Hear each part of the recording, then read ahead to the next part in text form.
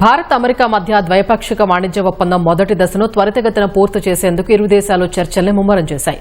ఈ మేరకు కేంద్ర వాణిజ్య పరిశ్రమల శాఖ మంత్రి పీయూష్ గోయల్ అమెరికా వాణిజ్య మంత్రి హోవర్డ్ లుట్నిక్తో సమావేశమయ్యారు. మొదటి దశ ఒప్పందాన్ని పూర్తి చేసే దిశగా తమ మధ్య ఫలప్రదమైన చర్చలు జరిగాయని ఎక్స్ వేదికగా తెలిపారు. మంత్రుల స్థాయి సమావేశాల అనంతరం ఇరు దేశాల ప్రధాన సంధానకర్తల మధ్య చర్చలు ఈ నెల 22 వరకు నిర్వహించనున్నారు.